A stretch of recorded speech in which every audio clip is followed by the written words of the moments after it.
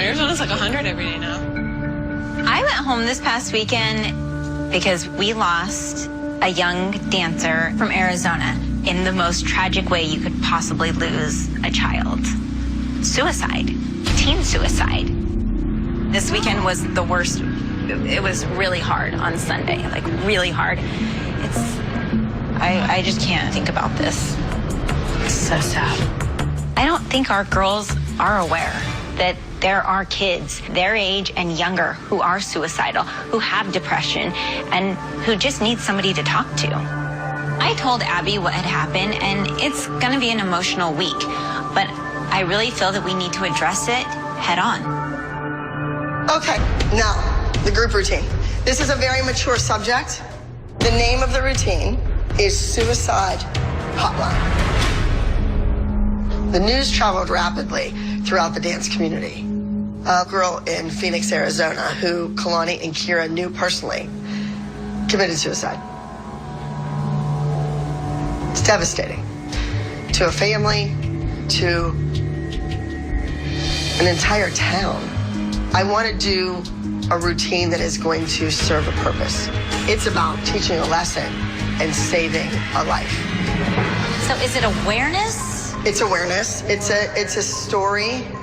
It's how the hotline works, how the phones are answered, what takes place during a phone call.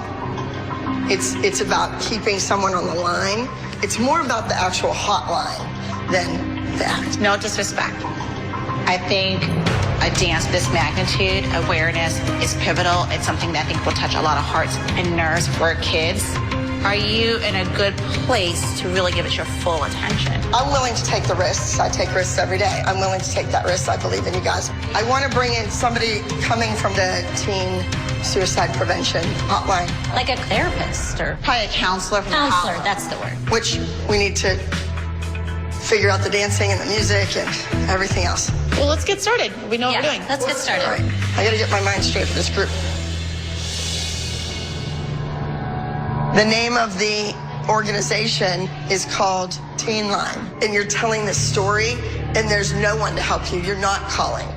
And then finally, at the end, when the red phone rings, you're like, you made the call and you're reaching for help, and it's like, and they go, and they lose you. And you, and they failed. Right. I looked up Teen Line, and it is teens helping teens. Yeah. I think the worst thing is when you feel alone and nobody understands. And I guess teenagers always think teenagers understand them, you know? Peers influence each other a great deal.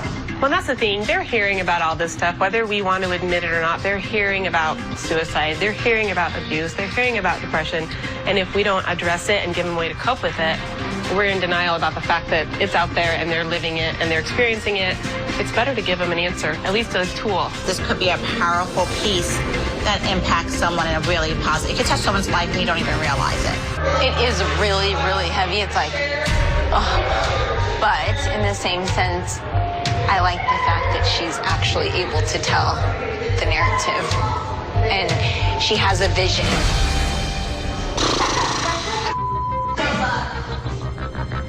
This is rough. Let's do something to help. Let's do something to teach, because I think education is key. And if kids have someone they can call and ask for advice, then I think the kids will use it. I really do.